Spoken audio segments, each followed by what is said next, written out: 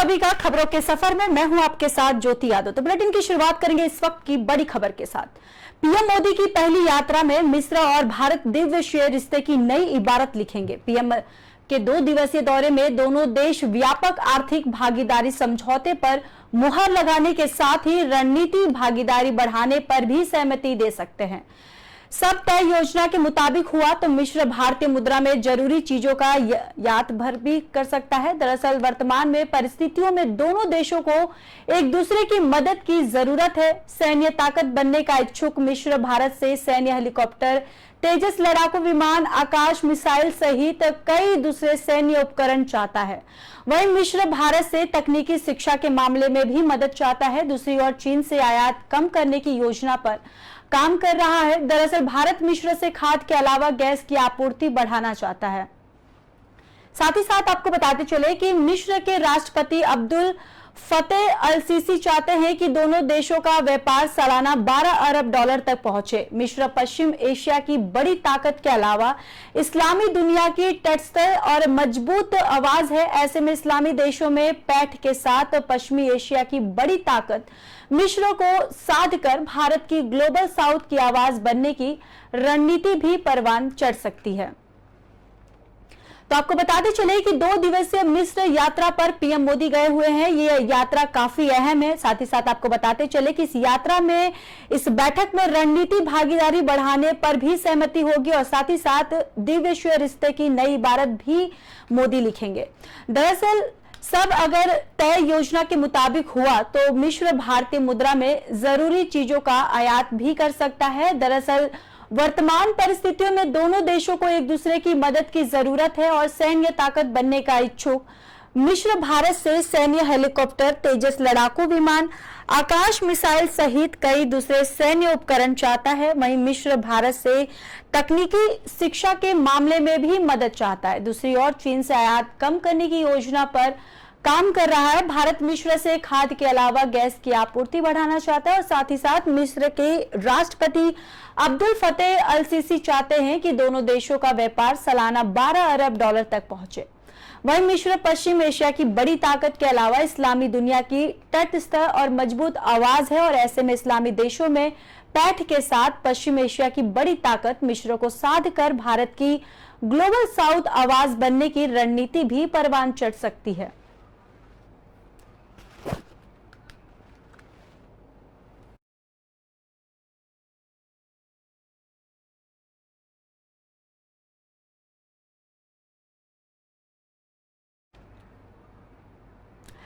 चलिए बढ़ते हैं अगली खबर की ओर। एकनाथ शिंदे और उद्धव ठाकरे धड़े में मुंबई में 2 अलग अलग स्थानों पर 19 जून को शिवसेना का स्थापना दिवस मनाने की तैयारी कर रहे हैं। इस दौरान दोनों के बीच ये साबित करने के लिए वाकई युद्ध भी हो सकता है कि कौन संस्थापक दिवंगत बाल ठाकरे की राजनीति का असली उत्तराधिकारी है। शिंदे द्वारा पिछले साल उद्धव ठाकरे के खिलाफ बगावत करने के बाद शिवसेना विभाजित को गई थी और पार्टी का नाम और निशान तीर धनुष शिंदे धड़े को आवंटित किया गया था। ठाकरे धड़े का नाम शिवसेना रखा गया था। पिछले साल के इस विभाजन के बाद ये पहला शिवसेना का पहला स्थापना दिवस होगा जिसे मनाया जाएगा और शिंदे की अगुवाई वाली शिवसेना उत्तर पश्चिमी मुंबई के गोरेगांव में नेस्को मैदान में यही आयोजन करेगी और जबकि शिवसेना यूबीटी मध्य मुंबई में सियोन शरण मुखानंद हॉल में अपना कार्यक्रम करेगी। दोनों ही धड़े असली शिवसेना होने का दावा करते हैं। शिवसेना के राज्यसभा सदस्य संजय राउत ने कहा कि उद्धव ठाकरे के नेतृत्व वाला गुट की असली शिवसेना है। शिवसेना के सांसद और मुख्यमंत्री एकनाथ शिंदे के पुत्र श्रीकांत शिंदे ने कहा कि स्थापना दिवस कार्यक्रम में पूरे महाराष्ट्र से पार्टी कार्यकर्ता आएंगे। तो आज शिवसेना का स्थापना दिवस है। दरअसल उद्धव सेंट्रल मुंबई में ये स्थापना दिवस का आयोजन कर सकते हैं। वही शिंदे और उद्धव आज ये स्थापना दिवस को मनाएंगे। दरअसल दोनों ही गुट में होड़ मची है कि असली शिंदे कौन है, शिवसेना कौन है। वहीं शिंदे द्वारा पिछले साल उद्धव ठाकरे के खिलाफ बगावत करने के बाद शिवसेना विभाजित हो गई थी और पार्टी का नाम और निशान तीर धनुष शिंदे धड़े को आवंटित किया गया था। वहीं ठाकरे धड़े का नाम शिवसेना रखा गया था। पिछले साल के इस विभाजन के बाद ये शिवसेना का पहला स्थापना दिवस होगा जिसे मनाया जा रहा है। वहीं शिंदे की अगुवाई वाली शिवसेना उत्तर पश्चिमी मुंबई के गोरेगांव में नेस्को मैदान में यह आयोजन करेगी, जबकि शिवसेना यूबीटी मध्य मुंबई में सियोन के षणमुखानंद हॉल में अपना कार्यक्रम करेगी और दोनों ही धड़े असली शिवसेना होने का दावा करते हैं। वहीं शिवसेना के राज्यसभा सदस्य संजय राउत ने कहा है कि उद्धव ठाकरे के नेतृत्व वाली गुट की असली शिवसेना है। शिवसेना के सांसद और मुख्यमंत्री एकनाथ शिंदे के पुत्र श्रीकांत शिंदे ने कहा कि स्थापना दिवस कार्यक्रम में पूरे महाराष्ट्र से पार्टी कार्यकर्ता आएंगे।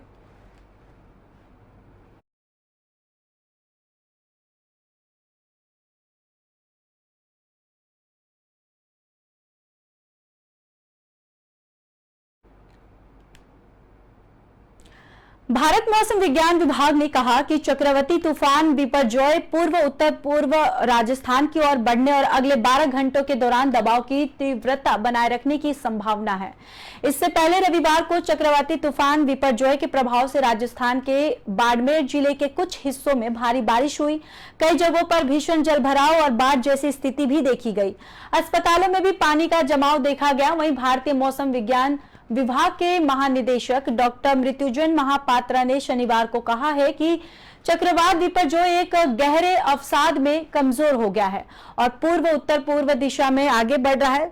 शहरी राजस्थान, उत्तर गुजरात के आसपास के क्षेत्रों में 1 या 2 स्थानों पर भारी बारिश की संभावना है। वहीं उन्होंने आगे कहा कि चक्रवात के कारण सिर्फ गुजरात और राजस्थान में बारिश हो रही है। भारत मौसम विज्ञान विभाग ने कहा कि चक्रवात बिपरजॉय 16 जून को दक्षिण पूर्व पाकिस्तान से सटे दक्षिण पश्चिम राजस्थान और धोलावीरा से लगभग 100 किलोमीटर उत्तर पूर्व में कच्छ के ऊपर एक डीप डिप्रेशन में है और जो कमजोर हो गया और गुजरात में लैंडफॉल के बाद राजस्थान में चला गया है। तो राजस्थान में चक्रवात बिपरजॉय का कहर है, जहां पर जलमग्न शहरें और सड़कें हो गई हैं। दरअसल आपको बताते चले कि भारी बारिश से अस्पतालों में भी पानी भर चुका है। दरअसल इससे पहले रविवार को चक्रवाती तूफान बिपरजॉय के प्रभाव से राजस्थान के बाड़मेर जिले के कुछ हिस्सों में भारी बारिश हुई और कई जगहों पर भीषण जलभराव भी हुआ और बाढ़ जैसी स्थिति भी देखी गई। वहीं अस्पतालों में भी पानी का जमाव देखा गया। भारतीय मौसम विभाग के मुताबिक महानिदेशक डॉक्टर मृत्युंजय महापात्र ने कहा है कि चक्रवात बिपरजॉय एक गहरे अवसाद में कमजोर हो गया है और पूर्व उत्तर और पूर्व दिशा में आगे बढ़ रहा है। शहरी राजस्थान, उत्तर गुजरात के आसपास के क्षेत्रों में 1 या 2 स्थानों पर भारी बारिश की संभावना है। उन्होंने आगे कहा कि चक्रवात के कारण सिर्फ गुजरात और राजस्थान में बारिश हो रही है। भारत मौसम विज्ञान विभाग ने कहा कि चक्रवात बिपरजॉय 16 जून को दक्षिण पूर्व पाकिस्तान से सटे दक्षिण पश्चिम राजस्थान और धोलावीर से लगभग 100 किलोमीटर उत्तर भारत में कच्छ के ऊपर एक डिप्रेशन में कमजोर हो गया और गुजरात में लैंडफॉल के बाद राजस्थान में चला गया।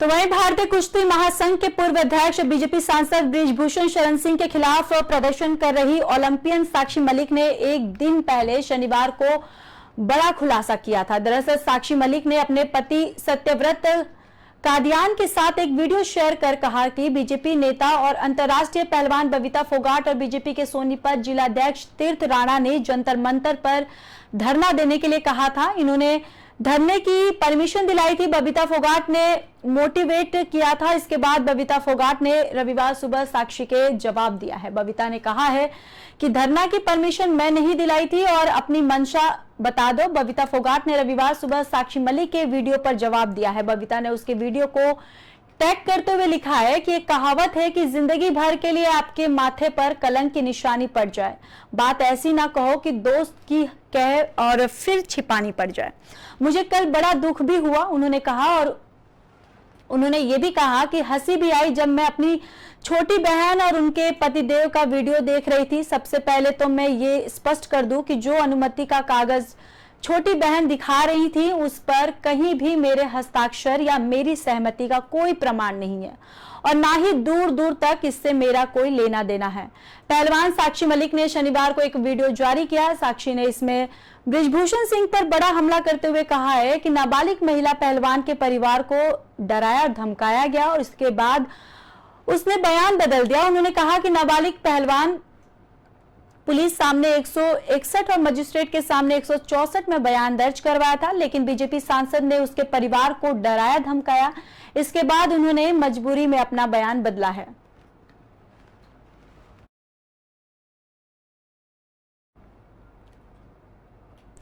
फिलहाल इस बुलेटिन में मेरे साथ बस इतना ही। बाकी देश और दुनिया की खबरों के लिए देखते रहिए पी न्यूज।